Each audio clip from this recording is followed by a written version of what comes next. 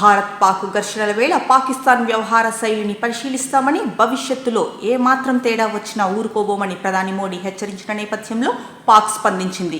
మోదీ వ్యాఖ్యలు రెచ్చగొట్టే విధంగా వివాదాస్పదమైనవిగా ఉన్నాయంటూ పేర్కొంటూ పాక్ ప్రభుత్వం తీవ్రంగా ఖండించింది. అయితే కాల్పుల విరమణ ఒప్పందానికి కట్టుబడి ఉన్నామని స్పష్టం చేసింది. పాకిస్తాన్ యుద్ధం, కాల్పుల విరమణ తదనంతర పరిణామాలపై ప్రధాని మోదీ ప్రసంగించారు. మోదీ ప్రసంగంపై తాజాగా పాక్ విదేశాంగ శాఖ స్పందిస్తూ సుదీర్ఘ ప్రకటన విడుదల చేసింది.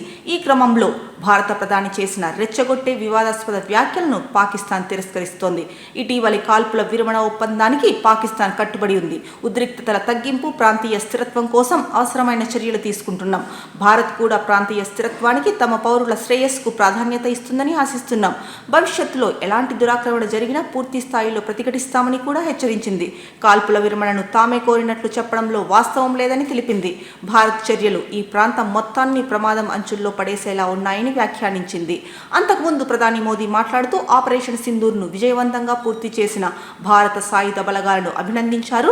ఈ ఆపరేషన్లో కీలక ఉగ్రవాద స్థావరాలు ధ్వంసమయ్యాయని, డజన్ల కొద్దీ ఉగ్రవాదులు హతమయ్యారని, అత్యంత కీలక లక్ష్యాలు అనదగ్గ కొందరు ఉగ్రవాదులు కూడా మృతుల్లో ఉన్నారని మోదీ తెలిపారు. పాకిస్తాన్పై ప్రతీకార చర్యలను భారత్ కేవలం విరామం ఇచ్చిందని, పూర్తిగా ముగించలేదని మోడీ గట్టిగా హెచ్చరించారు. ఉగ్రవాదం వాణిజ్యం, ఉగ్రవాదం చర్చలు ఒకేసారి సాధ్యం కావు. ఒకే చోట నీళ్లు, రక్తం ప్రవహించదు.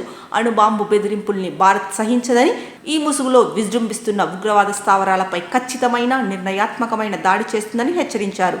భారత్ చేసిన దాడులను తట్టుకోలేకే పాకిస్తాన్ చివరకు కాల్పుల విరమణ పేరుతో కాళ్లబేరానికి వచ్చిందన్నారు. మంగళవారం కూడా పాకిస్తాన్కు ప్రధాని మోదీ మరో తీవ్ర హెచ్చరిక జారీ చేశారు.